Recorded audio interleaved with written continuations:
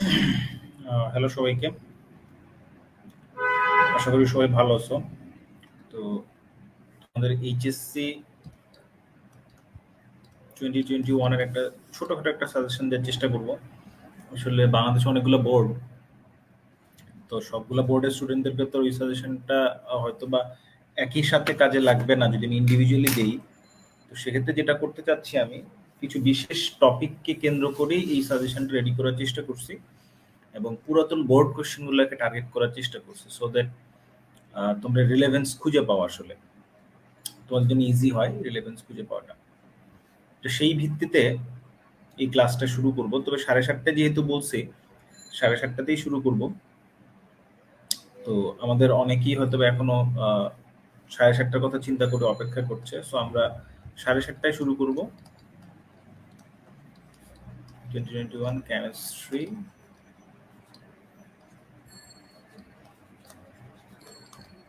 Suggestion series. তো যাই হোক, তোমাদের খুব দ্রুতই সামনে এইচএসসি পরীক্ষা চলে আসছে। আসলে আমি নিজে একটু সময় করতে পারি না, দেখে অনেক দেরি হয়ে গেছে। তো আমরা একটু অপেক্ষা করবো, 7:30 বাজলেই শুরু করে দেবো আর কি। তো অনেকেই লাইভ দেখছে, প্রায় 15 জন। তো হোপফুলি সবার কাজে লাগবে।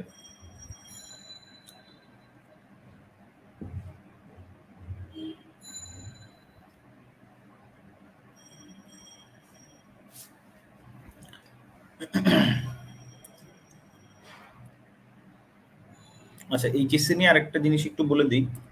যেহেতু আসলে তোমাদের 8টা প্রশ্ন থেকে 2টা অ্যান্সার করতে হবে, 25টা এমসিকিউ থেকে 12টা অ্যান্সার করতে হবে। তো এটা আসলে একটু টাফ।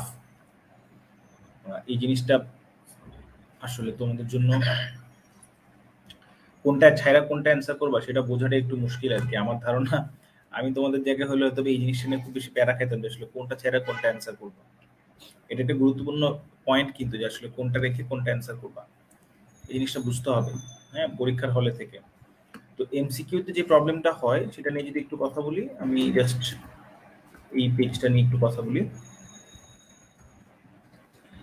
এমসিকিউতে যেটা হয়,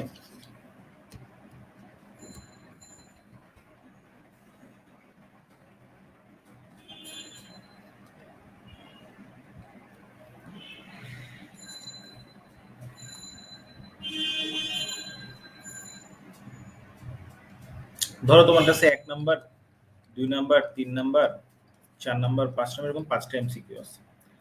তো তুমি আসলে কোনটা ছেড়ে কোনটা অ্যান্সার করবা, সেটার জন্য তুমি যেটা করতে পারো, ছোট্ট একটা ক্রোনোলজি ফলো করতে পারো।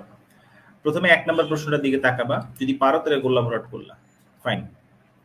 তো অনেকে যেটা করে যে 1 পারে, তারপরে 2-এ যায়, 3-এ যেরকম করে আগাবে। তো এই জায়গাতে এমসিকিউ প্রশ্নের কিছু সিস্টেম থাকে। কিছু সিস্টেম বলতে ধরো কিছু কিছু এমসিকিউ হচ্ছে একদম জ্ঞানমূলক এমসিকিউ, কিছু কিছু আছে ধরো যে অনুধাবনমূলক এমসিকিউ, আর কিছু কিছু এমসিকিউ আছে হচ্ছে তোমার বহুপদী সমাপ্তি সূচক। সো বহুপদী সমাপ্তি সূচক যেগুলা, এইগুলাকে একটু অ্যাভয়েড করার চেষ্টা করবা, কারণ এগুলোর মধ্যে আগে একটা উদ্দীপক দেওয়া থাকে। এই উদ্দীপকের এগেইনস্টে তারপর হচ্ছে 1, 2, 3 এরকম 3টা অপশন দেওয়া থাকে। তারপরে বলে ক অপশন 1 সত্য, খ অপশন 1 ও 2 সত্য, এরকম একটা হাবিজাবি ব্যাপার স্যাপার দেওয়া থাকে। তো এটা পড়তেও সময় লাগে, যেমন এটা অ্যান্সার করতেও চিন্তা করতে হয়। সেই জন্য যেটা করবা, এই জিনিসটাকে অ্যাভয়েড করবা, এই বহুপদী শব্দসূচক প্রশ্নটাকে অ্যাভয়েড করবা।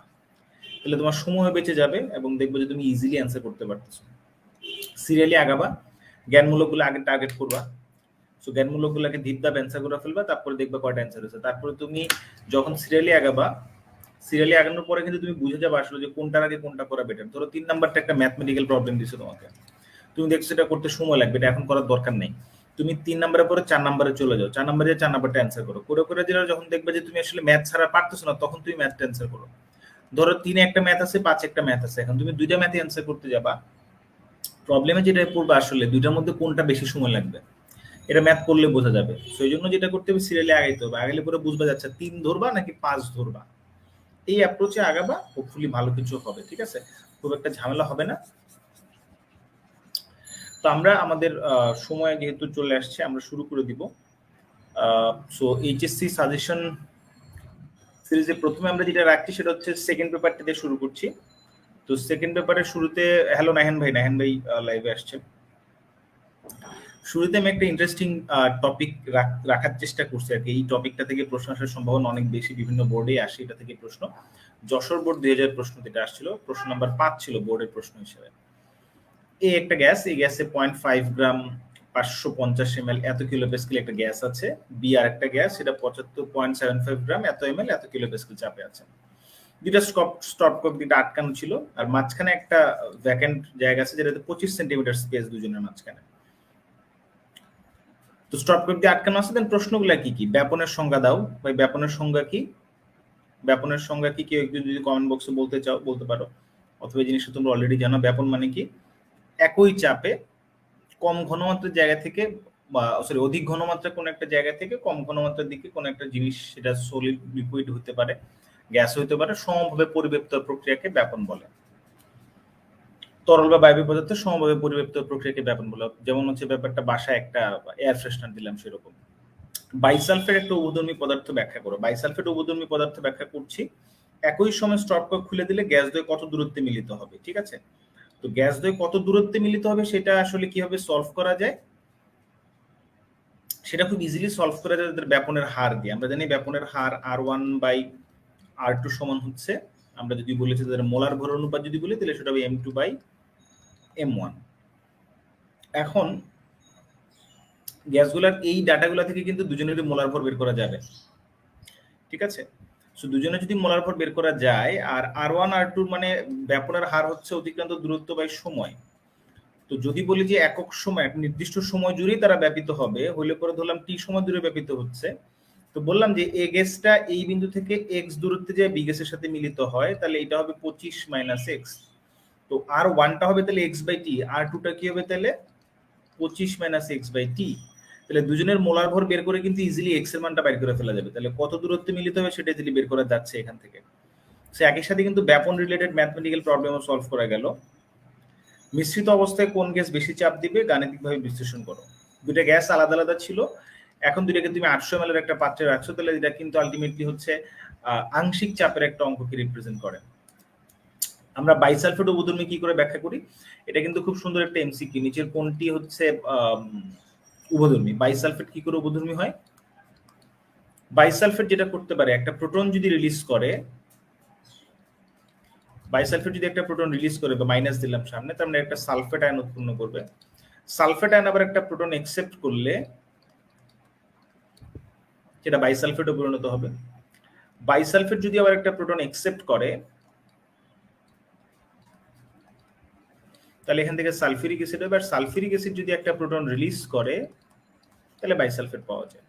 তার মানে বাইসালফেটটা এই জায়গায় দেখো, সে প্রোটন রিলিজও করতে পারে, আবার প্রোটন অ্যাকসেপ্টও করতে পারে।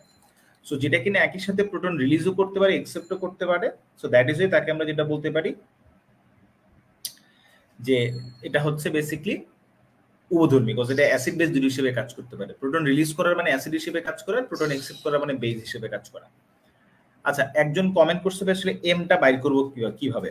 ভাই সহজ সূত্র, পিভিকাল এনআরটি দিয়ে যেতে পারেন। এন এর পরিবর্তে আপনি বসাবেন W/m RT। আর কে কি বলে? আর কে মোলার ভর বলে। অনেকে এটাকে আণবিক ভর বলে ভুল করে, আসলে এটা আণবিক ভর না, আর হচ্ছে মোলার ভর। W হচ্ছে দেখেন গ্যাসের ভর দেয়া আছে, আপনাকে দুইটা গ্যাসের ভর দেয়া আছে, সেখান থেকে বের করবেন। ওকে, সো বাকি প্রশ্ন আংশিক চাপের প্রবলেম, এটা আংশিক চাপের প্রবলেম আমরা সলভ করতে পারবেন। গ হচ্ছে, গ তো বলে দিলাম, ঘ হচ্ছে বেসিক্যালি আংশিক চাপের প্রবলেম। আংশিক চাপ, আংশিক চাপের সূত্র অনুযায়ী আপনি যেটা করতে পারেন, দেখেন এখানে তার আয়তন এত, চাপ এত, তাহলে নতুন আয়তন এত। সো আমি যদি এখন প্রথম গ্যাসটাকে এ গ্যাস বলে থাকি, তাহলে আমি বলতে পারি যে PA সমান হচ্ছে পি মিক্সচার অফ এর চাপ মিক্সচারে ইনটু ভি, এটা হলো টোটাল ভলিউম, মানে নতুন যে ভলিউম, সেটা নতুন ভলিউম ছিল 800, আর প্রেসার কত ছিল আগে? 105 আর 550 ml, তার মানে এটা হচ্ছে 105 কিলো প্যাসকেল, এটা হচ্ছে 550। তাহলে এখান থেকে আপনি হচ্ছে ওই ভি টোটালে মানে 800 ml এর চাপ কত পেয়ে যাবেন। সিমিলারলি আপনি VB সমান পি প্রেসার মিক্সচারে বি এর ইনটু ভি টোটাল, এখান থেকে আপনি ওই মিশ্রণে বি এর প্রেসার কত সেটাও বের করতে পারবেন। সো এটা দিয়ে আপনি হচ্ছে ইজিলি এই প্রেসার কার বেশি বের করতে পারবেন। একজন একটা প্রশ্ন করছে ভাই এম এর ইউনিট গ্রাম হবে নাকি ইউনিট নাই? আচ্ছা, এটা একটা প্রশ্নটা আমি একটু ক্লিয়ার করি আপনাদের জন্য। এমটা হচ্ছে বেসিক্যালি মোলার ভর। মোলার ভরের দুইটা একক, একটা হচ্ছে গ্রাম পার মোল আর এটা হচ্ছে কেজি পার মোল। গ্রাম পার মোলটা হচ্ছে সিজিএস একক আর কেজি পার মোলটা হচ্ছে এসআই একক। এখন আপনি আপনার যে ম্যাথমেটিক্যাল প্রবলেম সেখানে একটু চেক করেন আসলে সিজিএস একক না এসআই একক। আপনি এখানে গ্রামে রাখছেন ভরটাকে, বাকি সবগুলোকে আপনি ওইভাবেই প্রকাশ করবেন সো দ্যাট আপনি হচ্ছে আলটিমেটলি সিজিএস একক। একজন আবার খায়রুল ইসলাম রিপ্লাই দিচ্ছে যে না দিলেও চলবে। না দিলেও চলবে বলা ঠিক না, দিতে হবে। হ্যাঁ, আচ্ছা, সো আমরা এই প্রবলেমটা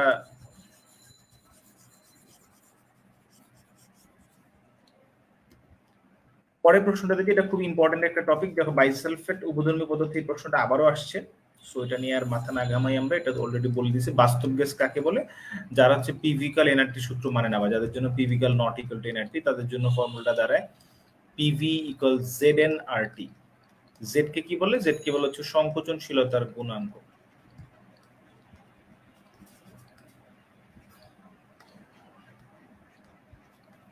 সংকোচনশীলতার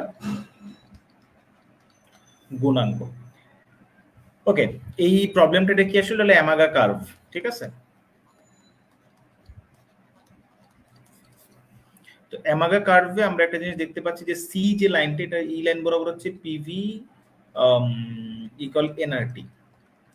এর অর্থ হচ্ছে এই জায়গায় জেড এর মান 1 আর এর উপরে হচ্ছে জেড গ্রেটার দেন 1 আর এর নিচে হচ্ছে জেড লেস দেন 1, যেটা প্রশ্ন বলে দেয়া আছে এই জায়গায়।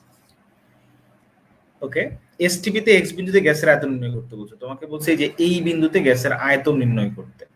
তো এই জায়গায় তোমাকে পিভি এর গুণফল দিয়ে দিছে, পিভি হচ্ছে 0.5 আর প্রেসার হচ্ছে 50 atm। তাহলে এখান থেকে জাস্ট ভিটা বাইর করতে হবে, কঠিন কিছু না। এ বি এবং সি গ্যাসের সংকোচনশীলতার গুণাঙ্ক জেড এর মানের ভিন্নতার কারণ বিশ্লেষণ করে, আমরা অলরেডি বিশ্লেষণ করছি, এই জায়গায় বিশ্লেষণ করা আছে। আচ্ছা, তারপর আমি একটু এক্সপ্লেইন করার চেষ্টা করি। সেটা হচ্ছে জেড গ্রেটার দেন 1 সাধারণত হাইড্রোজেন এবং হিলিয়ামের জন্য হয়ে থাকে। তো আমরা জানি যে বাস্তব গ্যাসের জন্য যে আদর্শ গ্যাসের সমীকরণটা হয় সেটা হচ্ছে P plus N square by V square, sorry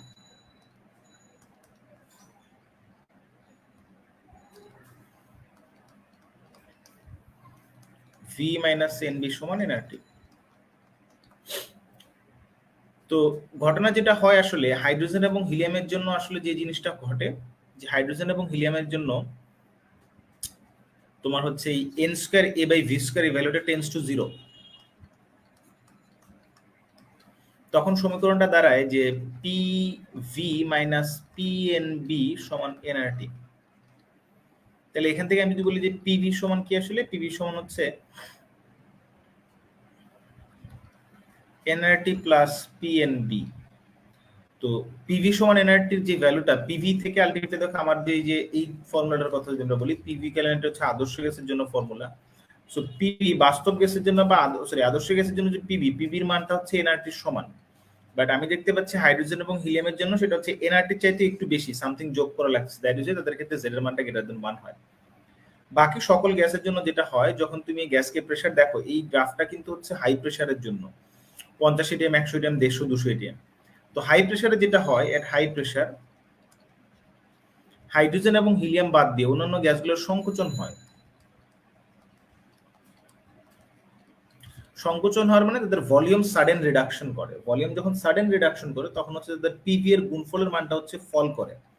but ফল করার পরে যখন গ্যাস মলিকিউলগুলো খুব কাছাকাছি চলে আসে, এরকম কাছাকাছি আসার পরে তারা আবার কিন্তু আবার হচ্ছে রিপালস করে বা বিকর্ষণ করে। রিপালস করলে পরে যেটা হয়, তুমি যতই প্রেসার প্রয়োগ করো না কেন আলটিমেটলি তুমি সেটাকে কাছাকাছি আনতে পারবে না, তারা অনেক দূরে চলে যাবে। যখন তারা অনেক দূরে চলে যাবে তখনই হচ্ছে তাদের মধ্যে আলটিমেটলি ভলিউমের এক্সপানশন হবে। ভলিউমের এক্সপানশনের জন্য ভি এর মান আস্তে আস্তে বাড়তে থাকবে, তাই গ্রাফটা আস্তে আস্তে উপরের দিকে হতে থাকে। তো এই হচ্ছে কারণ। এই জিনিসগুলো তোমরা ব্যাখ্যা করতে পারবা, ব্যাখ্যা করতে পারলে ইজিলি এটার উত্তর হয়ে যাবে।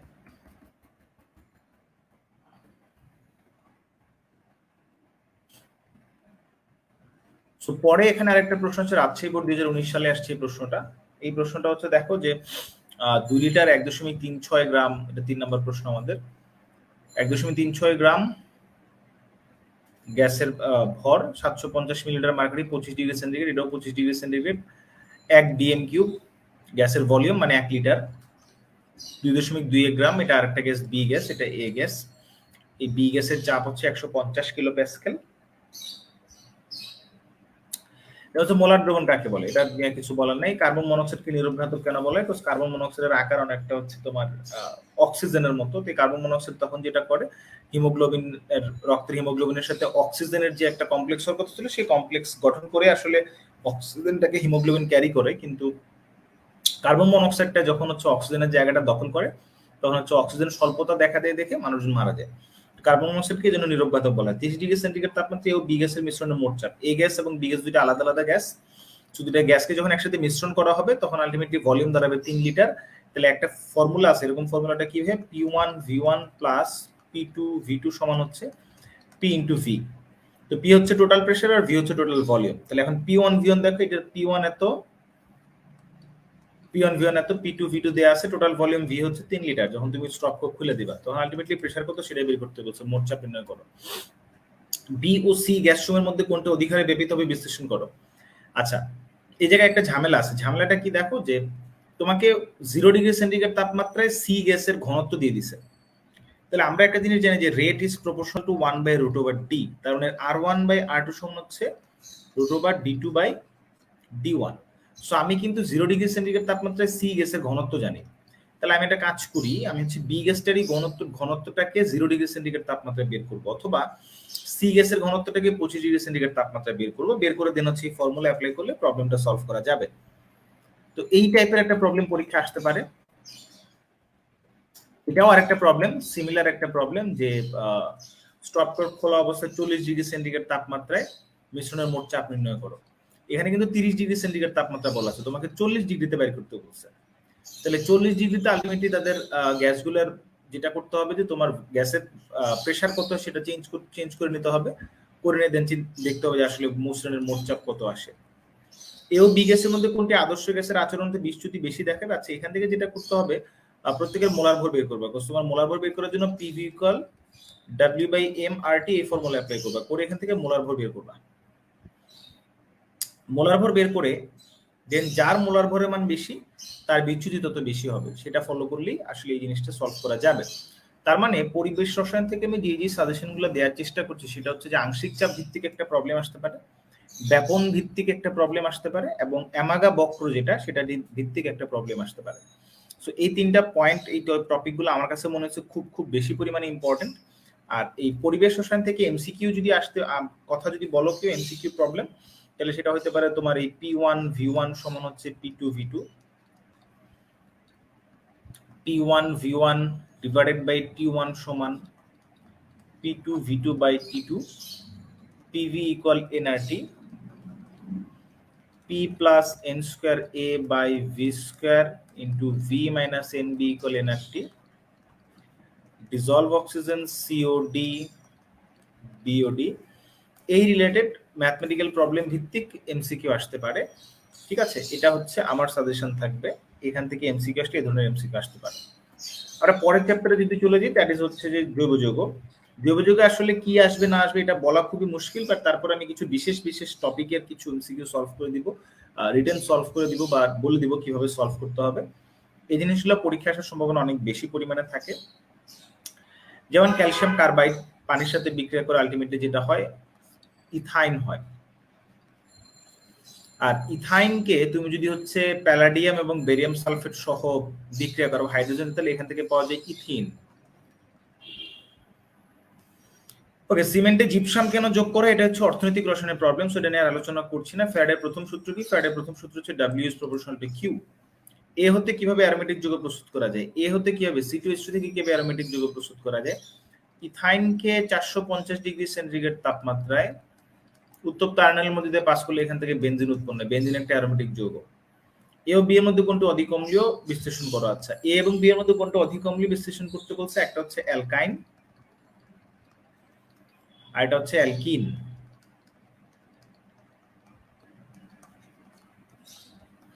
তো এই জায়গায় আমরা একটা কাজ করতে পারি, আমরা হচ্ছে এই জায়গায় কার্বনের সংকরণ হচ্ছে sp, আর এখানে কার্বনের সংকরণ হচ্ছে sp2।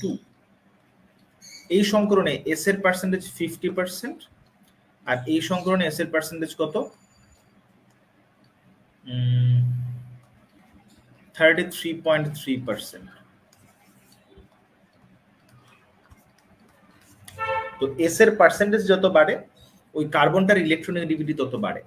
এবং এই sp2 হাইব্রিডাইজড কার্বন যখন sp3 হাইব্রিডাইজেশন হয় তখন তার ইলেকট্রোনেগেটিভিটি থাকে 2.5।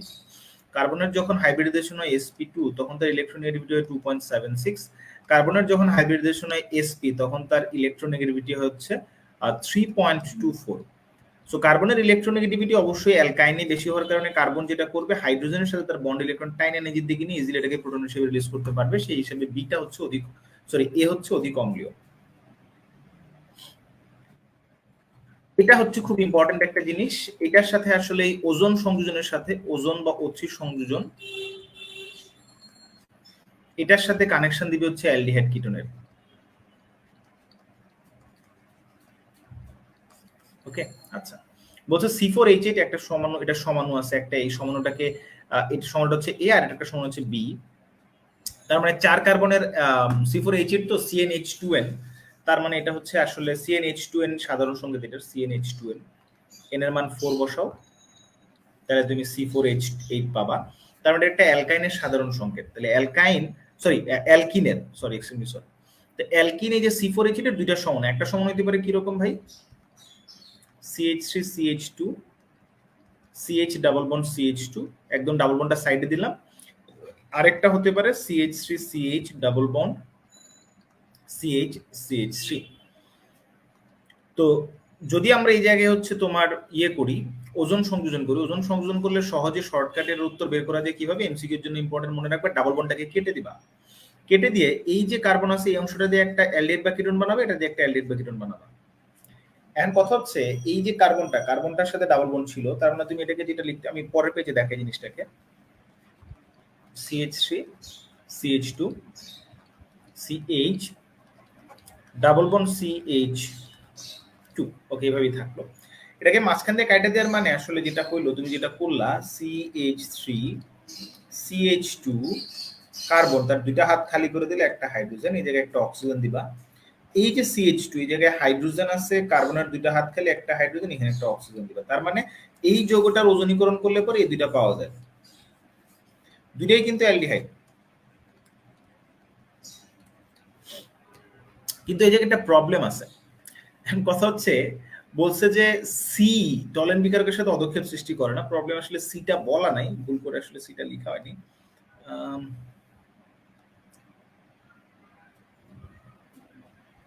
সরি ফর দ্যাট, আমি এখানে সিডি লিখি নাই। আচ্ছা, যাই হোক,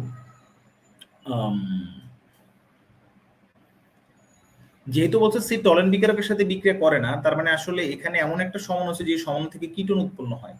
তাহলে ওরকম একটা সমাণু ভিত্তিক যদি আমরা বের করতে যাই, তাহলে দেখো যে দ্বিতীয় যৌগটারও যদি হচ্ছে আমি ওজনীকরণ করে দিলে, দ্বিতীয় যৌগটা থেকে শর্টকাট যেটা শিখলাম সেটা অনুযায়ী তুমি অ্যালডিহাইড পাবা, CH3CHO, এই অ্যালডিহাইডটা পাবা। তো কথা হলো, আমার কিন্তু যেহেতু বলছে সি টলেন বিকারকের সাথে বিক্রিয়া করে না, তার আমি একটা কাজ করি, C+D বললাম, এটাকে শুধু ই বললাম।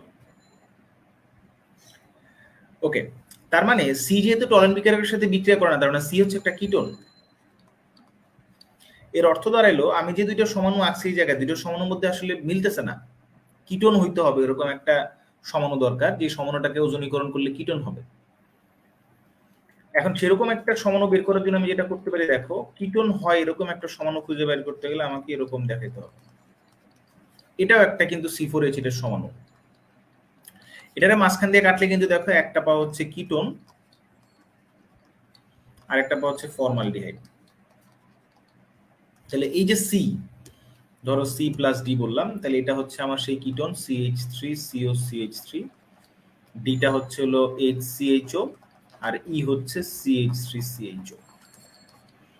তাহলে এই জিনিসটা বোঝা গেল। তাহলে বি কোনটা ভাইয়া? বি হচ্ছে এইটা, আর এ কোনটা? এ হচ্ছে এইটা, এই জিনিসটা। আমি বলছি বি এর স্টেরিও সমানতা ব্যাখ্যা করো, বি এর স্টেরিও সমানতা ব্যাখ্যা করতে বলছে। বি এর স্ট্রাকচার হচ্ছে এইটা, এটা স্টেরিও সমানতা ব্যাখ্যা করতে বলছে। বি এর স্ট্রাকচারটা যদি একটু আমরা আঁকি, দেখো বি এর স্ট্রাকচার হচ্ছে এরকম, এটা বা এই হাইড্রোজেন আর মিথাইলের জায়গা পরিবর্তন করলে আমরা এখানে সিস ট্রান্স সমানতা পাই। সো এটাই তার স্টিরিও সমানতার ব্যাখ্যা দেওয়া গেল, এখান থেকে ব্যাখ্যা করা গেল স্টিরিও সমানতা। সো আমরা কিন্তু এখান থেকে যে জিনিসটা আমি তোমাদেরকে বলার চেষ্টা করছি সেটা হচ্ছে যে আসলে তোমাদের জন্য স্টিরিও সমানতা মানে সমানতা টপিকটা পড়তে হবে, তোমাদেরকে এই ওজোন সংযোজন করতে হবে, ওজোন সংযোজনের সাথে অ্যালডিহাইড কিটোনের সম্পর্ক করতে হবে, কারণ অ্যালডিহাইড কিটোনের মধ্যে অ্যালডিহাইড হচ্ছে টলারেন্ট বিকারকের সাথে বিক্রিয়া করে, ফেলিং দ্রবণের সাথে বিক্রিয়া করে, কিন্তু কিটোন করে না। সো এই টপিকটা থেকে কিন্তু এমসিকিউর জন্য ইম্পর্টেন্ট এই টপিকগুলো, এবং রিটেনের জন্য বা সিকিউর জন্য ইম্পর্টেন্ট। পরেরটা দেখো, পরের প্রবলেমটা কিন্তু ইন্টারেস্টিং প্রবলেম। এটা হচ্ছে আমার ধারণা, ধরো যদি বোর্ড যতগুলো থাকুক না 50% বোর্ড এই প্রশ্নটা আসবে, এই প্রশ্ন আসুক বা এই রিলেটেড একটা প্রশ্ন আসবে, 50% বোর্ডগুলোতে এই প্রশ্নটা আসবেই। প্রশ্নটা হচ্ছে দেখো যে এ 2 কার্বনের অ্যালকাইন, তার মানে এটা হচ্ছে C2H2, এটাকে হাইড্রোজেন সংযোজন করলে পরে কি পাওয়া যাবে, এখান থেকে পাওয়া যাবে অ্যালকেন CH3CH3। C2H2 কে আয়রন নলের মধ্যে পাস করলে পাওয়া যায় বেনজিন, একটু আগে বলছি বেনজিনের মধ্যে মিথাইল ক্লোরাইড আর অনাদ্র অ্যালুমিনিয়াম ক্লোরাইড দিলে পাওয়া যাবে টলুইন। আচ্ছা, ক্লোরোফর্ম রেসিমিক মিশ্রণ কি? রেসিমিক মিশ্রণ হচ্ছে দুইটা এনানশিওমারের সমমোলার মিশ্রণ, ঠিক আছে। ক্লোরোফর্মকে রঙিন বোতলে রাখা হয় কেন? তো ক্লোরোফর্মকে রঙিন বোতলে যদি না রাখে তাহলে সূর্যের আলো আসবে, সূর্যের আলোর উপস্থিতিতে সেটা অক্সিডাইজড হবে, অক্সিডাইজড এখান থেকে ফসজিন গ্যাস উৎপন্ন করবে এবং হাইড্রোক্লোরিক অ্যাসিড। এই ফসজিন গ্যাস বিষাক্ত, তাই ক্লোরোফর্মকে রঙিন বোতলে রাখা হয়।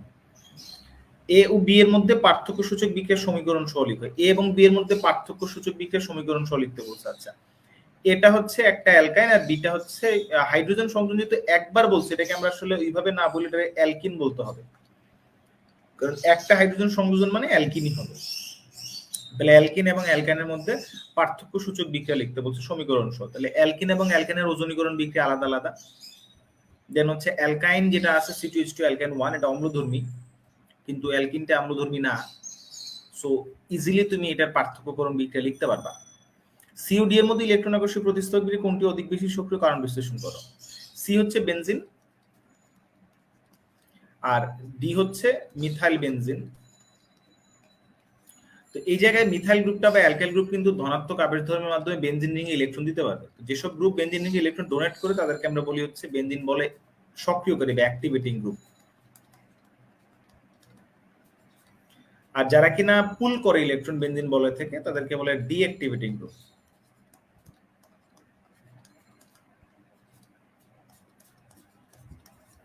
তো মিথাইল গ্রুপ যেহেতু ডোনেট করে তার মানে অ্যাক্টিভেটিং গ্রুপ। তোমাদেরকে এখানে যেটা করতে হবে, মিথাইল গ্রুপের জন্য বেনজিনের যে রেজোনেন্স ঘটে এবং বেনজিনের অর্থ এবং প্যারা অবস্থানে ইলেকট্রনের ঘনত্ব বাড়ে সেই জিনিসটা দেখাতে হবে। তার মানে বুঝাইতে হবে যে মিথাইল গ্রুপটা অর্থপ্যারা নির্দেশী, তাই বেনজিন বলে ইলেকট্রনের ঘনত্ব বাড়ে অর্থপ্যারা অবস্থানে, তাই এটা অ্যাক্টিভেটিং গ্রুপ হিসেবে কাজ করে।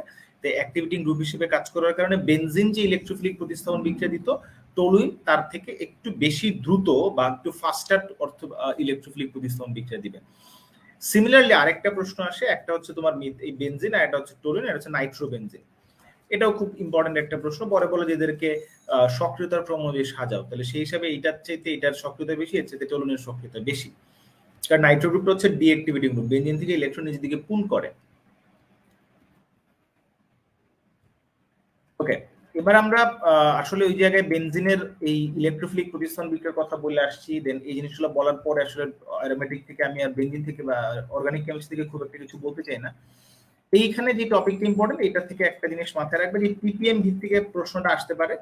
আর ফিডেলক্রাফ অ্যালকাইলেশন বিক্রিয়া অনার্য অ্যালুমিনিয়াম ক্লোরাইড কেন ব্যবহার করে, এটা খুবই একটা হট কোশ্চেন, এটা তোমরা পড়বা। ফিডেলক্রাফ অ্যালকাইলেশন বিক্রিয়া লুইসের অ্যাসিড প্রয়োজন হয়, তো অনার্য অ্যালুমিনিয়াম ক্লোরাইড লুইসের অ্যাসিড হিসেবে কাজ করে। তো তাই লুইসের অ্যাসিড হিসেবে অনার্য অ্যালুমিনিয়াম ক্লোরাইডকে ব্যবহার করা হয়, লুইসের অ্যাসিড ছাড়া বিক্রিয়াটা হবে না। দ্রবণ 2 এর ঘনমাত্রা পিপিএম এককে হিসাব করো। দ্রবণ 2 কি বলা আছে যে 10% সোডিয়াম হাইড্রোক্সাইড। যেহেতু এই জায়গায় কোনো ডেনসিটির কথা বলা নাই, তাহলে ধরে নিতে হবে এটা হচ্ছে 10% W/V। তো তাহলে W/V দ্রবণের ঘনমাত্রা, মোলার ঘনমাত্রা বের করার উপায় হচ্ছে মোলার ঘনমাত্রা, মোলারিটি যদি বলি সেটা হচ্ছে 10x/m। তাহলে এখান থেকে তুমি ইজিলি মোলার ঘনমাত্রা বাইর করতে পারবে, আর মোলার ঘনমাত্রা থেকে পিপিএম এ চলে যাবা। ফাইন। দ্রবণে 1 এবং 2 দ্বারা টাইট্রেশন উদ্দীপকে কোন নির্দেশ একটু উপযুক্ত হবে? দেখো, একটা হচ্ছে অক্সালিক অ্যাসিড আর একটা হচ্ছে সোডিয়াম হাইড্রোক্সাইড। তো অক্সালিক অ্যাসিড আর সোডিয়াম হাইড্রোক্সাইডের যে টাইট্রেশন হবে, টাইট্রেশনের জন্য কোনটা বেশি উপযুক্ত হবে, তোমাকে দুটো নির্দেশকের এখানে রেঞ্জ বলে দেয়া আছে। একটা জিনিস মনে রাখবে, আমরা যদি বলে দিই strong acid plus strong base, এটা এমসিকিউর জন্য ইম্পর্টেন্ট। তাদের রিঅ্যাকশনে এনি ইন্ডিকেটর ইউজ করা যাবে। আর হচ্ছে weak acid plus strong base, এদের ক্ষেত্রে যেটা ওই সব ইন্ডিকেটরই ব্যবহার করা যাবে যাদের পিএইচ পরিবর্তনের রেঞ্জ হচ্ছে 8 থেকে 11, এই রেঞ্জের পিএইচ পরিবর্তনের রেঞ্জ যাদের 8 থেকে 11 সেই সব ইন্ডিকেটর ব্যবহার করা যাবে, যেমন হচ্ছে ফেনফথ্যালিন। এটা হচ্ছে strong acid plus weak base, তাদের ক্ষেত্রে যেটা করা যাবে 3 থেকে 6 এই রেঞ্জে যেসব ইন্ডিকেটর কালার চেঞ্জ করে সেসব ইন্ডিকেটর ব্যবহার করা যাবে, যেমন মিথাইল অরেঞ্জ, মিথাইল রেড। আর উইক অ্যাসিড প্লাস উইক বেজের কথা যদি আমরা বলি, এদের ক্ষেত্রে নো সুইটেবল ইন্ডিকেটর, এদের টাইট্রেশনের ক্ষেত্রে কোনো সুইটেবল ইন্ডিকেটর ব্যবহার করা যায় না। ঠিক আছে, সো এই টপিকটা থেকে প্রশ্ন আসবে, এটা ডিটেইলস পড়বা, ব্যাখ্যা পড়বা, এবং এরকম একটা গ্রাফ তোমরা বইতে দেখবা। এই গ্রাফটা হচ্ছে এরকম একটা গ্রাফ, যে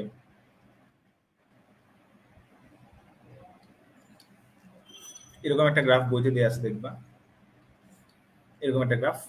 এটা হচ্ছে 0 থেকে 0 টু সামথিং ইনক্রিজ করে ভলিউম অফ বেজ,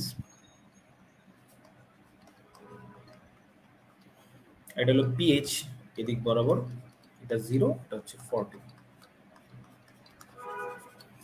এই গ্রাফটা ভালো মতো পড়বা, এই গ্রাফটা থেকে প্রশ্ন আসবে।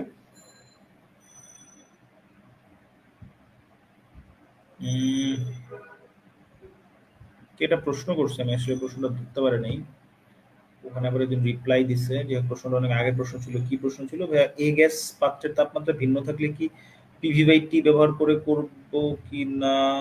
আচ্ছা, আই ডোন্ট নো, আমি পরে দেখতে হবে, না দেখে বলতে পারছি না। এই প্রবলেমটা হচ্ছে একটা খুবই খুবই খুব ইম্পর্টেন্ট প্রবলেম। এই প্রবলেমটা থেকে পরীক্ষা প্রশ্ন আসবেই কোনো না কোনো বোর্ডে, প্রত্যেক বোর্ডে আসার সম্ভাবনা বেশি। সেটা হচ্ছে যে অবিশুদ্ধ আয়রনকে পটাশিয়াম পারম্যাঙ্গানেট অ্যাডিশন করেছে, অবিশুদ্ধ আয়রনের ভর হচ্ছে 1.5 গ্রাম। তো উদ্দীপকের জারক পদার্থের পূর্ণ প্রশমনের জন্য, উদ্দীপকের জারক পদার্থ মানে পটাশিয়াম পারম্যাঙ্গানেটের পূর্ণ প্রশমনের জন্য 25 ml হাইড্রোজেন পারঅক্সাইড যোগ করলে হাইড্রোজেন পারঅক্সাইডের ঘনমাত্রা কত নির্ণয় করো। আর উদ্দীপকের আলোকে অবিশুদ্ধ লয়ে ভেজালের পরিমাণ নির্ণয় করা যায় কিনা গাণিতিকভাবে বিশ্লেষণ করো।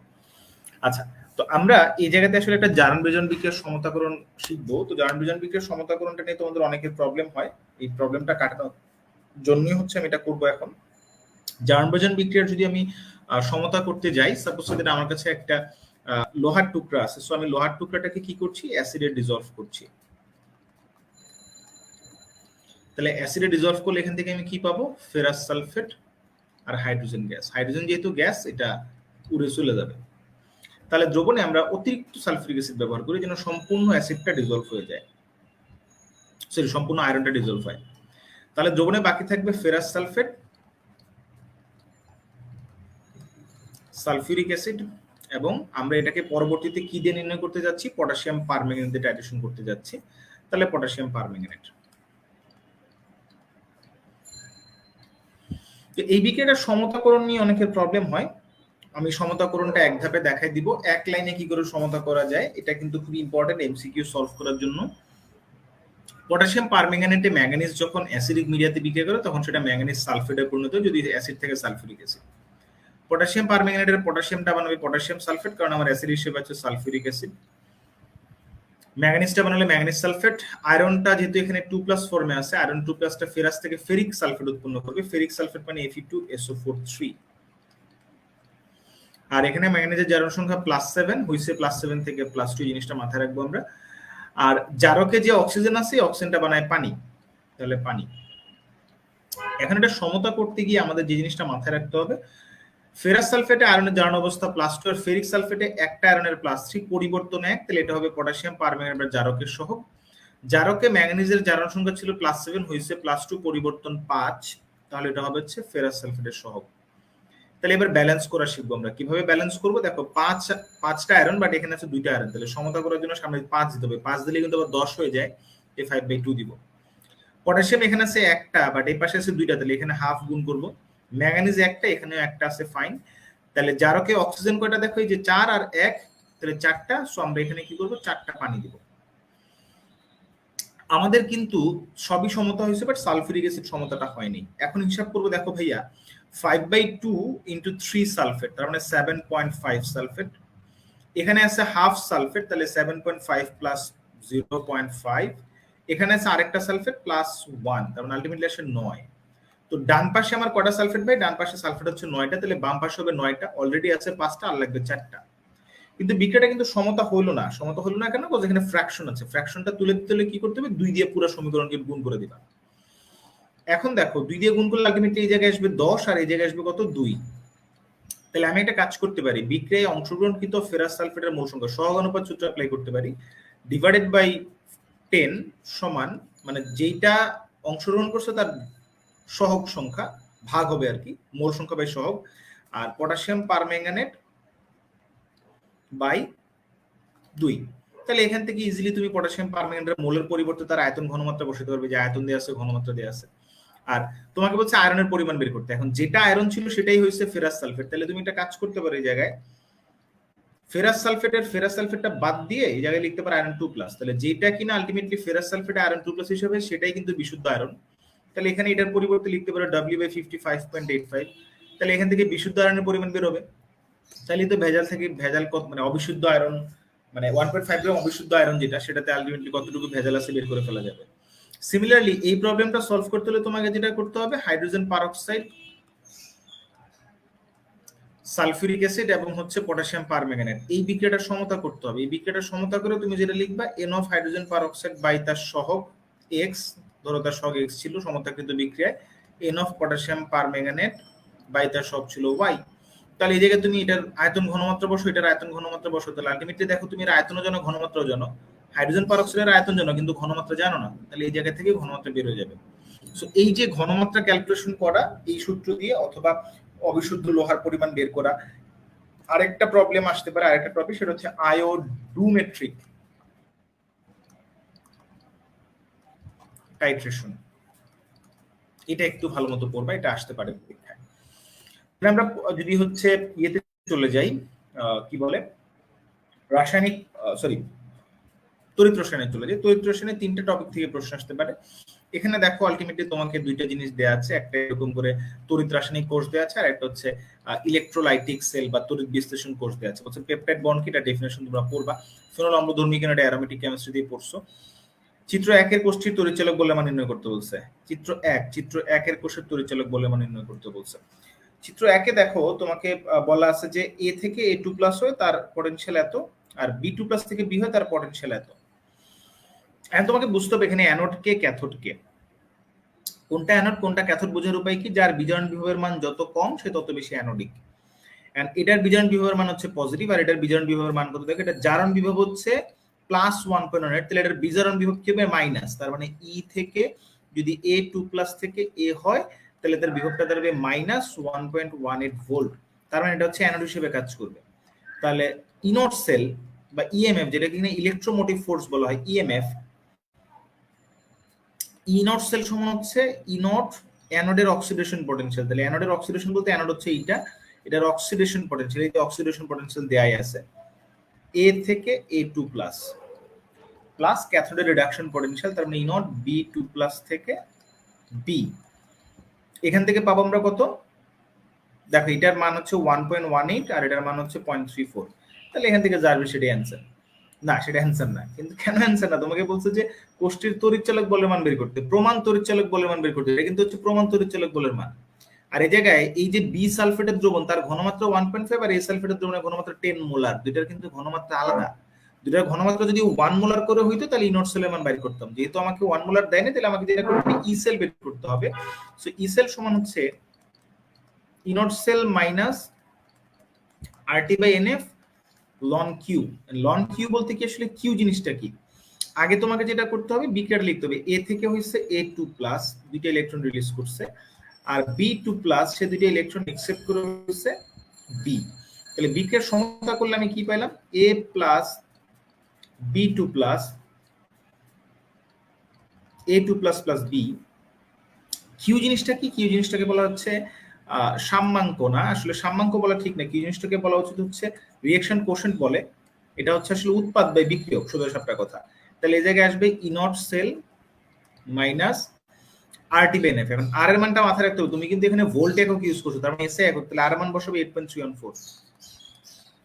টেম্পারেচার কত দেয়া আছে ভাই? টেম্পারেচার কোথাও বলা আছে? কোথাও বলা আছে টেম্পারেচার? যদি বলা না থাকে তাহলে 25 বাই ডিফল্ট ধরে নিব, মানে 298 কেলভিন। এন এর মান কত? কয়টা ইলেকট্রন আদান প্রদান হয়েছে সমতাকৃত বিক্রিয়া? দুইটা, তাহলে 2। এফ হচ্ছে 96500। লন কিউ, কিউ মানে প্রোডাক্ট বাই রিঅ্যাক্টেন্ট, প্রোডাক্টে কি আছে? A2+, তাহলে A2+ এর ঘনমাত্রা into B divided by B2+ এর ঘনমাত্রা ইনটু এ, প্রোডাক্ট বাই বিক্রিয়ক। তাহলে ইনট সেলের মান তুমি জানো, একটু আগে বের করছো। A2+ এর ঘনমাত্রা কত ভাই? এই যে A2+ মানে এ সালফেটের দ্রবণের ঘনমাত্রা, আর এই B2+ মানে বি সালফেট দ্রবণের ঘনমাত্রা। এ আর বি সলিড, সলিড গুলোর ঘনমাত্রা এক ধরে নিবে, তাহলে আলটিমেটলি ই সেল পেয়ে যাবে। পরের প্রবলেম হচ্ছে চিত্র এবং দুইয়ের পার্থক্য কোষ বিক্রিয়া আলোচনা করা আছে। কোষ বিক্রিয়া তো চিত্র এক একটা ব্যাখ্যা করলাম, চিত্র 2 এটা তো জানোই তোমরা। এখানে যেটা হবে যে ক্লোরাইড থেকে ক্লোরিন গ্যাস হবে, ব্যালেন্স করলে দুইটা ইলেকট্রন হবে, আর সোডিয়াম +2 ইলেকট্রন, আলটিমেটলি দুইটা সোডিয়াম। এই হচ্ছে বিক্রিয়া। একটা তড়িৎ রাসায়নিক কোষ আর একটা হচ্ছে ইলেকট্রোলাইটিক সেল বা তড়িৎ বিশ্লেষণ কোষ, মানে তড়িৎ রাসায়নিক কোষ এবং তড়িৎ বিশ্লেষণ কোষের পার্থক্য। তাহলে একই সাথে আমরা নার্সের সমীকরণ দেখলাম, এবং একই সাথে হচ্ছে তড়িৎচালক বল কি করে বের করতে হয় সেটাও দেখলাম। এই টপিকগুলো থেকে প্রশ্ন আসবে, তোমাদেরকে একটা প্রশ্ন দিতে পারে। আচ্ছা, বাহরুল ইসলাম বলছে ভাই মৃদু তড়িৎ বিশ্লেষের ঘনমাত্রা হ্রাসের সাথে আপেক্ষিক পরিবাহিতা বাড়ে আর তীব্র কমে, এটার ব্যাখ্যাটা কি দিবেন যদি ভাই, যদি ভালো লাগতো। আচ্ছা, এটার একটা গ্রাফ আছে, গ্রাফটা তুমি দেখবা ভাইয়া। গ্রাফটা হচ্ছে এরকম যে সেটা উইক ইলেকট্রোলাইট যদি হয় তাহলে গ্রাফটা হচ্ছে এরকম, আর স্ট্রং এর ক্ষেত্রে হচ্ছে স্ট্রেট। তার মানে ঘনমাত্রা যত বাড়বে অবশ্যই অবশ্যই তড়িৎ পরিবাহী বা তড়িৎ পরিবাহিতা আলটিমেটলি কমবে, তড়িৎ পরিবাহিতা। ঠিক আছে, এটার মান হচ্ছে যতই তুমি ঘনমাত্রা বাড়াবা, সেটা তো উইক ইলেকট্রোলাইট বা স্ট্রং ইলেকট্রোলাইট যেটাই হোক না কেন তার ক্ষেত্রেই কমবে। এটা স্ট্রং ইলেকট্রোলাইট, এটা হচ্ছে উইক ইলেকট্রোলাইট।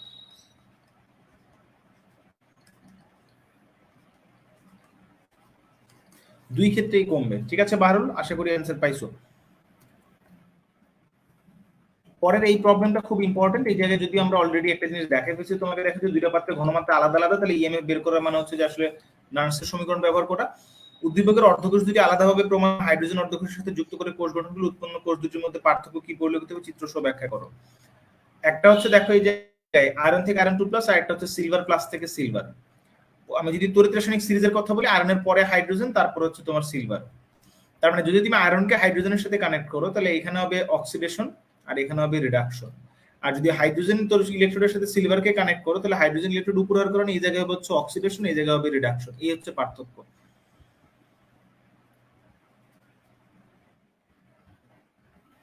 লাস্ট টপিকটা পাত্রভিত্তিক অঙ্কের একটা টপিক। সো পাত্রভিত্তিক অঙ্কতে যদি আমি একটা জিনিস বলি, সাপোজ যে তোমাদেরকে এরকম একটা প্রবলেম বলে পাত্রভিত্তিক প্রবলেম, পাত্রভিত্তিক,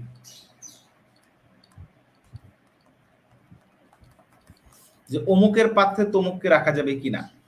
আমি এমসিকিউ জন্য একটা শর্টকাট দিয়ে দিই। সাপোজ দ্যাট তড়িৎ রাসায়নিক সিরিজটা তোমাকে মুখস্থ করতে হবে। ধরো তড়িৎ রাসায়নিক সিরিজে আয়রনের অবস্থান এই জায়গায়, এটা সরি অ্যালুমিনিয়ামের অবস্থান ধরে নাও, এটা আয়রনের অবস্থান সে, আমি ধরে নিচ্ছি সে। এটা হাইড্রোজেনের অবস্থান, এটা কপারের অবস্থান, আর এটা হচ্ছে ধরো জিঙ্কের অবস্থান। এখন ধরো তোমার একটা ম্যাথমেটিক্যাল প্রবলেম দিলাম আমি। ম্যাথমেটিক্যাল প্রবলেমটা হচ্ছে এরকম যে কপার 2+ থেকে কপার 3-4 ভোল্ট, জিঙ্ক থেকে জিঙ্ক 2+ প্লাস 0.76 ভোল্ট দিয়ে তোমার প্রশ্ন করলাম, এই দুটো ডাটা দিয়ে দিলাম, দিয়ে তোমাকে প্রশ্ন করলাম যে জিঙ্কের পাত্রে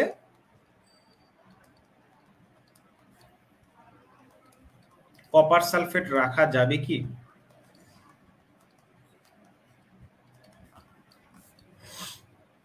ভাই একটু মনে রাখো, তুমি কার পাত্র? জিঙ্কের পাত্র, তাহলে জিঙ্কের একটা পাত্র আঁকাবা। কার দ্রবণ? কপার সালফেট, তাহলে কপার সালফেটের দ্রবণ। একটু দেখো তুমি, পাত্রটা রইলো উপরে, দ্রবণ রইলো নিচে, তাহলে রাখা যাবে কি? আসলে রাখা যাবে না।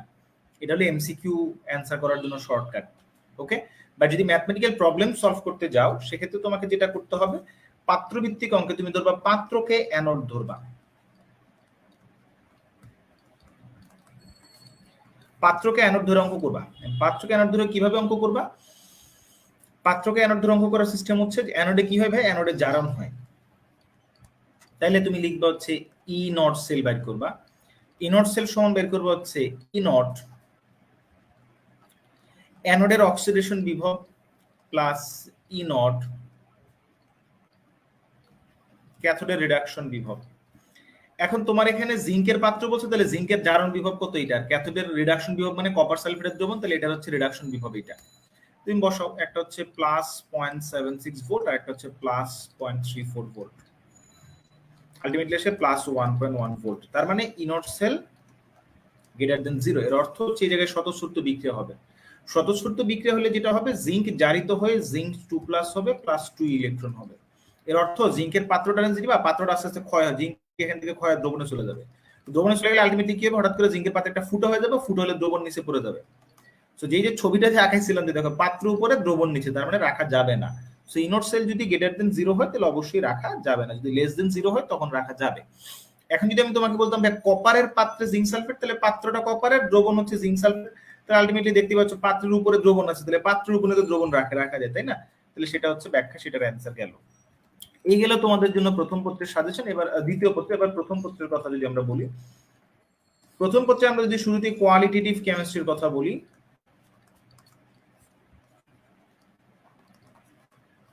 কোয়ালিটেটিভ কেমিস্ট্রিতে প্রথমে যেটা হবে রাদারফোর্ডের মডেল,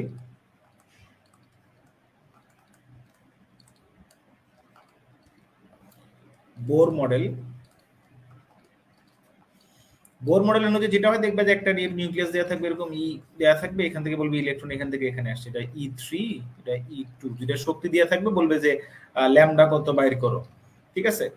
অথবা বলবে যে এই ছবিটা কোন মডেলের সমর্থন করে, অমুক মডেলের সীমাবদ্ধতা কি, হ্যাঁ এই ধরনের প্রশ্ন জিজ্ঞেস করতে পারে। এটা গেল মডেল ভিত্তিক প্রশ্ন। দেন আরেকটা জিনিস তোমরা পড়বো হচ্ছে যে কি বলে ডি ব্রগলি সমীকরণ, ল্যামডা গেলে H/mv, এটাও পড়বা, এটা খুব ইম্পর্টেন্ট, এখান থেকে এমসিকিউ আসতে পারে। হ্যাঁ ওকে, এটা গেল হচ্ছে মডেল সম্পর্কিত কথাবার্তা। তারপরে সব কোয়ান্টাম নাম্বার,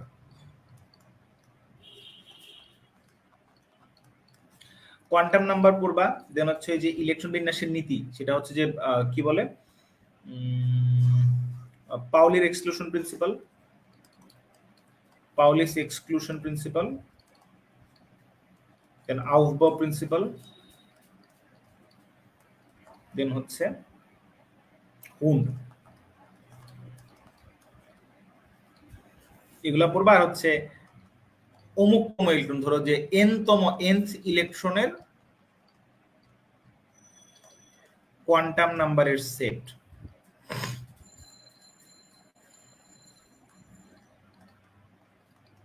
কত, এই প্রশ্নটা রিটেনে আসতে পারে। যদি না আসে এমসিকিউতে এরকম প্রবলেম আসবে যে নিচের কোন কোয়ান্টাম নাম্বারের সেটটা সঠিক নয়, এরকম প্রবলেম দেখবা দিতে পারে, ঠিক আছে? সো নিচের কোন কোয়ান্টাম নাম্বারের সেটটি সঠিক নয়, এরকম প্রবলেম দিতে পারে। দেন যেটা আসবে সেটা হচ্ছে হাইড্রোজেনের পারমাণবিক বর্ণালী,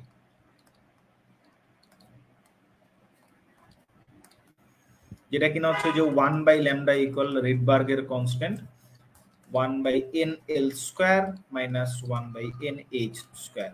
NL বলতে বোঝাচ্ছে লোয়ার শেল আর H বলতে বোঝাচ্ছে হায়ার শেল। এই সূত্র দিয়ে ম্যাথমেটিক্যাল প্রবলেম আসতে পারে, অবশ্যই আসবে। তোমাকে যেটা জিজ্ঞেস করতে পারে যে ল্যামডা কত, এটা জিজ্ঞেস করতে পারে। তোমাকে জিজ্ঞেস করতে পারে যে এ বার কত, এ বার মানে হচ্ছে আসলে 1/λ, ঠিক আছে? তো লাইন ইন সিরিজ, বামার সিরিজ, প্যাসেঞ্জ সিরিজের অমুকতম লাইনের জন্য কত, এই ধরনের প্রবলেমগুলো দিতে পারে। অন্তরা আঞ্জুম বলছে ভাইয়া কেপিকেসির ম্যাথে আসলে আলফা টালফা এক্স এগুলো ধরতে যে প্রবলেম হয়, যেটা একটু সলভ করে দিচ্ছি, ঠিক আছে? একটু দেখা দিচ্ছি। এরপরে যেটা আসে সেটা হচ্ছে যে আয়ন শনাক্তকরণ। আয়ন শনাক্তকরণ থেকে যেটা হবে, আয়ন শনাক্তকরণ থেকে আমি যেই জিনিসগুলো বলে দিচ্ছি এগুলো একটু দেখবা। আয়ন শনাক্তকরণে যেটা হবে, আয়রন 2+ এবং আয়রন 3+ এর এই দুটোর মধ্যে পার্থক্য আসবে, যে কি করে এদের শনাক্তকরণে পার্থক্য করা যায়। সোডিয়াম প্লাসের শনাক্তকরণ করবা, কপার 2+ এর শনাক্তকরণ করবা, জিঙ্ক 2+ এর শনাক্তকরণ করবা। ক্যালসিয়াম 2+ এর শনাক্তকরণ হচ্ছে মার্কা মারা প্রবলেম, এটা আসবেই। শিখা পরীক্ষা অবশ্যই আসবে।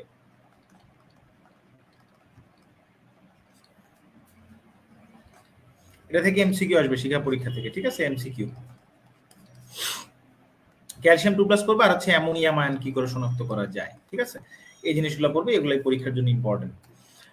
এবার আসো থার্ড চ্যাপ্টারে যদি আমরা বলি, থার্ড চ্যাপ্টারে আসলে যে তোমার পর্যায়ভিত্তিক ধর্ম নিয়ে যদি পড়তে চাও, পর্যায়ভিত্তিক ধর্ম নিয়ে এই জিনিসগুলোই পড়বা। পর্যায়ভিত্তিক ধর্ম নিয়ে পড়বো হচ্ছে ইলেকট্রোনেগেটিভিটি, আয়নাইজেশন পটেনশিয়াল বা আয়নীকরণ বিভব, দেন হচ্ছে ইলেকট্রন অ্যাফিনিটি। এখান থেকে একটা ইম্পর্টেন্ট ব্যাখ্যামূলক প্রশ্ন আসে যে ফ্লোরিনের চেয়ে ক্লোরিনের ইলেকট্রন অ্যাফিনিটি বা ইলেকট্রন আসক্তি বেশি, ইএ বেশি, কেন? এই প্রশ্নটা জিজ্ঞেস করে। আর ফাজানের নীতি,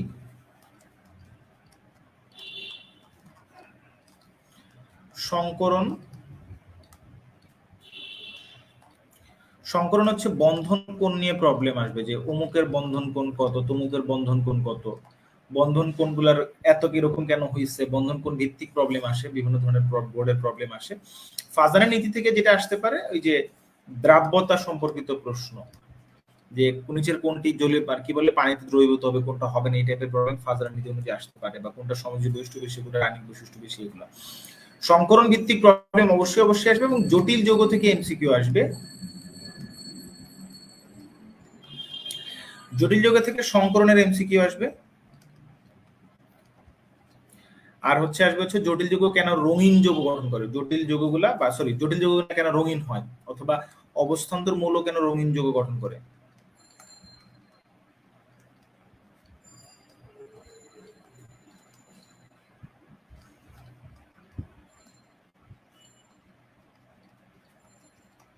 এই প্রবলেমটা পড়বা। সংকরণের এমসিকিউতে একটা শর্টকাট শিখাই দিই। ধরো তোমাকে এরকম একটা সংকরণ দিলাম, Fe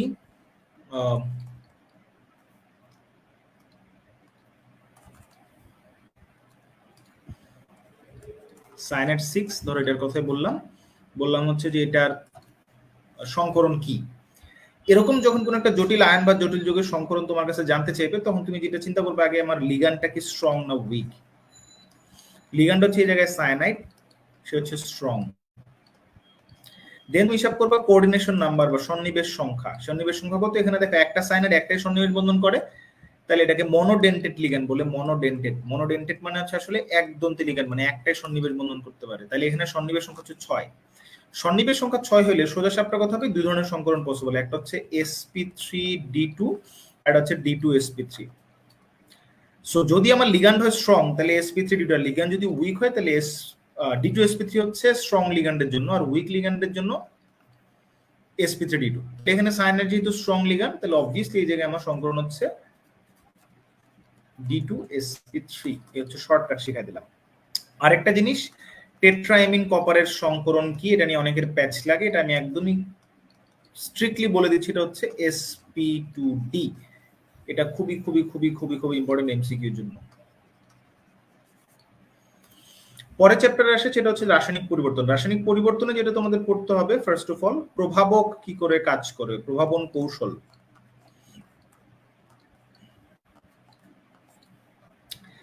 দেন হচ্ছে ওখান থেকে পড়বো হচ্ছে বিক্রিয়ার ক্রম।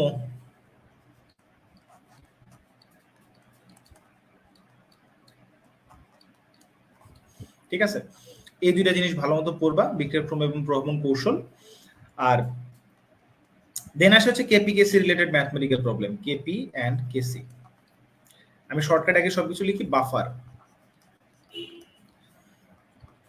পিএইচ ক্যালকুলেশন, এটা থেকে পিএইচ ক্যালকুলেশন হয়, এটা হচ্ছে আলটিমেটলি এটা উইক অ্যাসিডের পিএইচ ক্যালকুলেশন, খুব ইম্পর্টেন্ট। এন্ড দেন হচ্ছে সেখান থেকে যেটা আসে সেটা হলো হেসেল ল। এই জিনিসগুলো থেকে প্রবলেম আসতে পারে। তো কেপিকেসি নিয়ে অনেকের প্রবলেম থাকে, কেপিকেসি নিয়ে যদি একটু কথা বলি। আচ্ছা, রক্তের বাফার নিয়ে জন টিটর বলছে রক্তের বাফার, এটা তো তোমার ব্যাচে পড়স, বেটা ব্যাচেই তো দেয়া আছে রক্তের বাফার সম্পর্কে সবকিছু। উদয় এখানে আবার জিজ্ঞেস কেন? আচ্ছা, কেপিকেসি রিলেটেড প্রবলেম যদি আসে, সাপোজ দ্যাট আমি একটা প্রবলেম দেখাই তোমাদেরকে, বললাম যে 5 মোল N2O4 এর বিয়োজনে 20% বিয়োজনে কেপি ইকুয়াল হোয়াট? বললাম প্রেসার হচ্ছে 1 atm। আচ্ছা, 2 atm। আগে তুমি N2O4 এর বিয়োজন বিক্রিয়া লিখো। N2O4 এর বিয়োজন বিক্রিয়া লিখবা 2 নাইট্রোজেন ডাইঅক্সাইড। আমি একটা জিনিস বলে দিই, আমি ধরে নেই, আমি সবসময় ধরে দিই x হচ্ছে বিয়োজনের পরিমাণ, মানে আমি এভাবে ধরে ম্যাথ করি, তুমি যেভাবে ধরো সমস্যা নেই। আর আলফা হচ্ছে বিয়োজনের মাত্রা।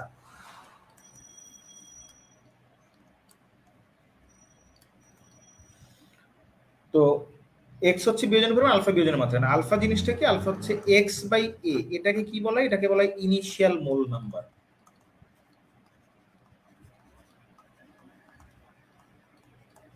এখন আমার শুরুতে কত মোল আছে ভাই? শুরুতে 5 মোল ইনটু 4 আছে, স্টার্টিং এ কিন্তু উৎপাদ 0। তা আমি ধরে নিলাম কি যখন টি ইকুইলিব্রিয়াম, সাম্যাবস্থায় এক্স পরিমাণ বিক্রিয়া করছে ইনটু 4, তাহলে এটা যদি 1 মোল বিক্রিয়া করে এটা 2 মোল উৎপন্ন হয়, তাহলে এটা এক্স মোল যদি বিক্রিয়া করে এটা 2x মোল উৎপন্ন হবে। ভালো কথা। এখন আমি ধরে নিলাম এক্স পরিমাণ বিক্রিয়া অংশগ্রহণ করে, তাহলে বিয়োজনের মাত্রা আলফা সমান কি আমার ভাই? এক্স বাই এ। তা আমার বলছে 20% বিয়োজ হতে হয়। 20% মানে আলফার মান হচ্ছে 0.2। আলফার মান 0.2 মানে ভাই এক্স এর মান কত? এক্স এর মান তো আমি জানি না, আর এ হচ্ছে ইনিশিয়াল মূল। ইনিশিয়াল মূল কত? 5। তাহলে 5 বসা দিলাম, তাহলে এক্স পেলাম কত? এক্স পেলাম 1। তাহলে এই জায়গায় বসান 5 মাইনাস 1, এটা হচ্ছে 2 ইনটু 1। তাহলে সাম্যাবস্থায় ইনটু 4 আছে 4 মোল, আর এটা আছে 2 মোল। তাহলে এখান থেকে ইজিলি কেপিকেসি বের করা যাবে। তো আশা করি যাদের এই কেপিকেসি রিলেটেড প্রবলেমে এক্স এবং আলফা ধরনের প্যাচ থাকে তাদের প্যাচটা কিছুটা ক্লিয়ার হয়েছে। বাফার রিলেটেড প্রবলেম কিরকম আসতে পারে? বাফার রিলেটেড এমসিকিউ সেরকম, ধরুন একটা পাত্র দেওয়া থাকবে এরকম, আর একটা পাত্র দেওয়া থাকবে এরকম। এই পাত্রে বলা আছে, ধরুন আপনাকে বললাম যে 50 ml 0.1 মোলার ইথানোয়িক অ্যাসিড, আর এই পাত্রে বললাম ধরুন আছে হলো 20 ml 0.2 মোলার সোডিয়াম হাইড্রোক্সাইড। এটা এ পাত্র, এটা বি পাত্র। এখন এ পাত্র আর বি পাত্র ভিত্তিক প্রবলেমে কি আসে? প্রথম প্রবলেমে 3 নম্বরের প্রবলেমটা কি আসে ভাই?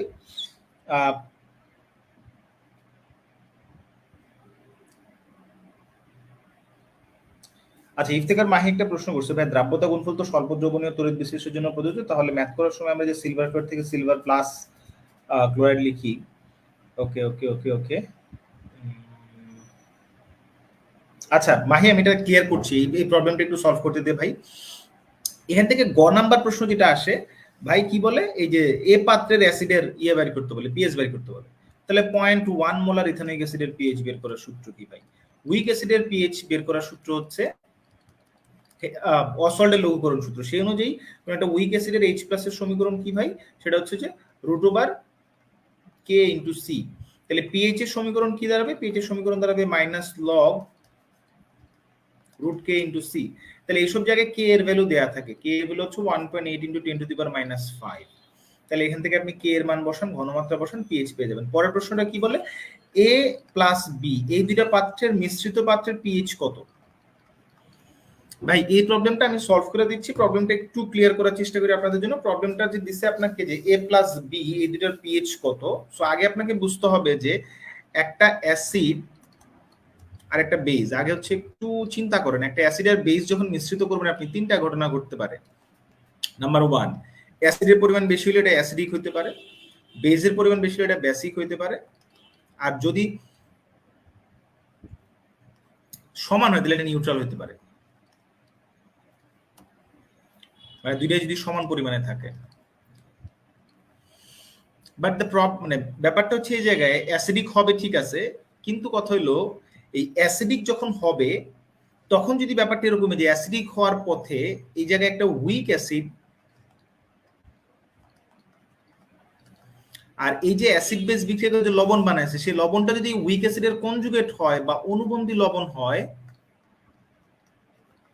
কনজুগেট সল্ট যদি হয়, তখন এটা একটা অ্যাসিডিক বাফার বানাবে। সিমিলারলি বেজের ক্ষেত্রেও সেম, যদি উইক বেজ প্লাস তার কনজুগেট সল্ট হয় তাহলে সেটা একটা অ্যালকালাইন বাফার হবে। তাহলে আমার কাছে এই পাত্রে কি কি আছে ভাই? এই পাত্রে ইথানোয়িক অ্যাসিড আছে আর এটার এই পরিমাণ আছে। প্রথম কাজ হচ্ছে আপনি যেটা করবেন, এই জায়গায় ইথানোয়িক অ্যাসিডের মোল সংখ্যা বের করবেন। ইথানোয়িক অ্যাসিডের মোল সংখ্যা কত হবে? ইথানোয়িক অ্যাসিডের মোল সংখ্যা হচ্ছে 50/1000 × 0.1। তাহলে কত আসে একটু হিসাব করলে দেখা যাবে 5 × 10⁻³ আসার কথা মনে হয়। হ্যাঁ, 5 × 10⁻³। আমি যদি এটার মোল সংখ্যা বের করতে যাই তাহলে NO সোডিয়াম হাইড্রোক্সাইড, সেটা আসবে 20/1000 × 0.2। তাহলে এখান থেকে আসবে হচ্ছে আপনার 4 × 10⁻³ ঠিক আছে, দুইটার মোল পাইলাম।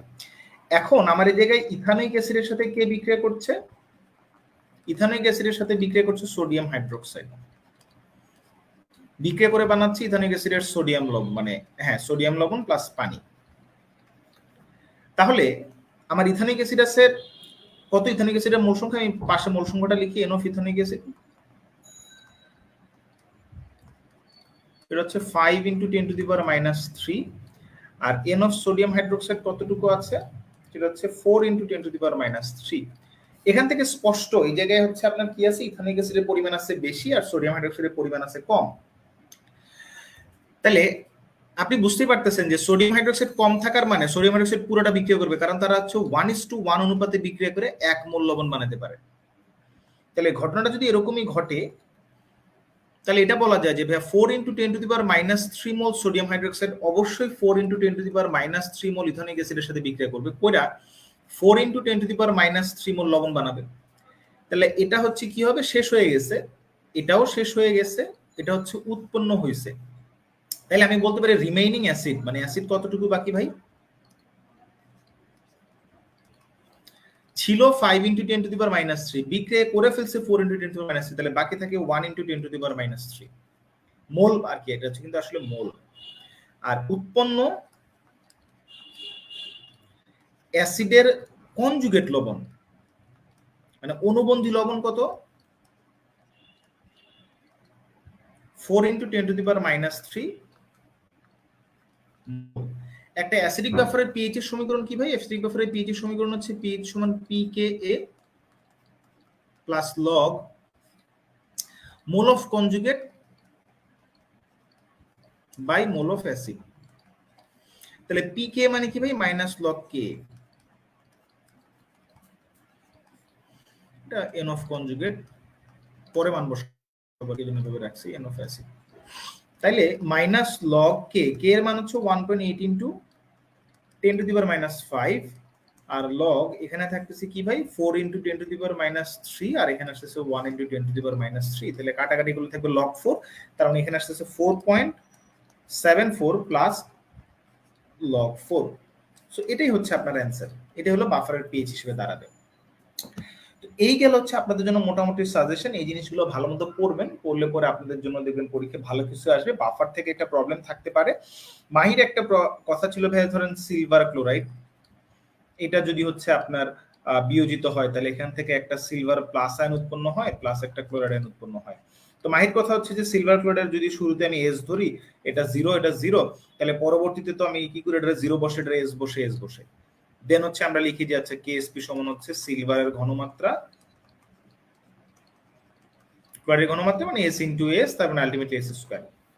এই কনসেপ্টটা আসলে একটা রং কনসেপ্ট অনেকের জন্য, এটা আমি ক্লিয়ার করার চেষ্টা করি। মনে রাখবেন যে কোনো কঠিন পদার্থের ঘনমাত্রা হচ্ছে 1, তাহলে টি যখন 0 তখন কিন্তু সিলভার ক্লোরাইডের ঘনমাত্রা 1, সিলভার প্লাস এবং ক্লোরাইডের ঘনমাত্রা 0। টি যখন টি ইকুইলিব্রিয়াম বা হচ্ছে সম্পৃক্ত দ্রবণ, ওই মুহূর্তে এস পরিমাণ দ্রবীভূত হয়েছে কার? সিলভার ক্লোরাইডের। এখন 1 থেকে বাদ যাবে এস, তাহলে এটা যদি 1 মোল হয় এটাও 1 মোল এটাও 1 মোল, তাহলে হবে এটা হচ্ছে এস আর এস। কিন্তু কথা হচ্ছে এই দ্রাব্যতা শুধুমাত্র স্বল্প দ্রবণীয় লবণের জন্য প্রযোজ্য, তাই 1 - x is approximately 1, তাই আমরা এই জিনিসটাকে বাদ দিয়ে শুধুমাত্র এই দুটোর ঘনমাত্রা ইউজ করি, কারণ আমার সমীকরণে কিন্তু এই জায়গায় ওই সিলভার ক্লোরাইডটাও থাকে, সেটা আমরা বাদ দিয়ে দিই, অমিট করি। সো এই হচ্ছে ঘটনা। আশা করি মাহি বুঝতে পারছিস, বা বাকি যারা আছে তারা সবাই বুঝতে পারছে কেন আমরা এই জিনিসটাকে লিখি। সো পরীক্ষায় কিন্তু আমরা এই জিনিসটা লিখি না, ওই 0 0 লিখি না, জাস্ট খালি নিচে এস এস লিখে মারা দিই।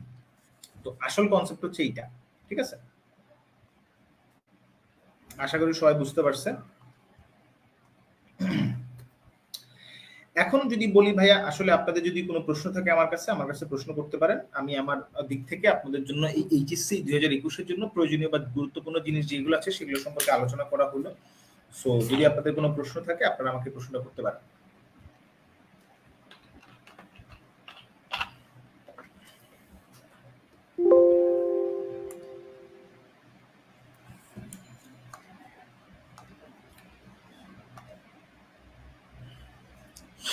যদি কারো কোনো প্রশ্ন থাকে সো কাইন্ডলি আমাকে প্রশ্ন করতে পারেন চাইলে, if anyone.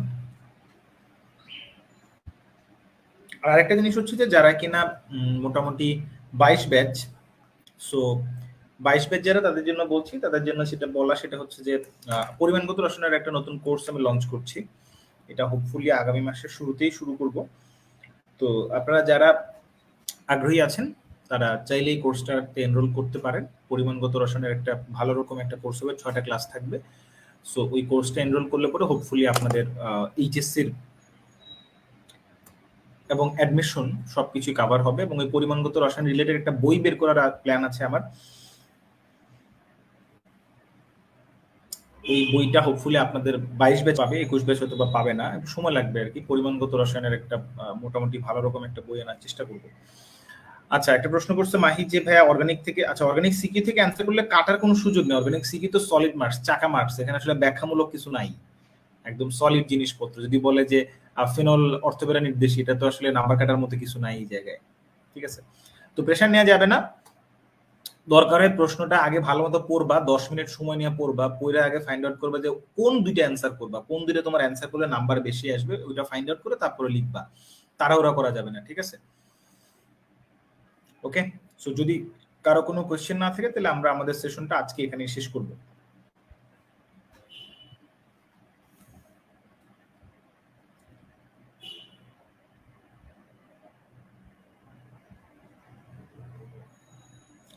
Best of luck 21 ব্যাচকে। আর 22 ব্যাচে যারা আছো তাদের জন্য বলছি আমাদের পরিমাণগত রসায়নের কোর্সটা তোমরা এনরোল করতে পারো, খুব দ্রুতই সেটা শুরু হয়ে যাবে, জুমে লাইভ ক্লাস হবে। ওকে, বেস্ট অফ লাক।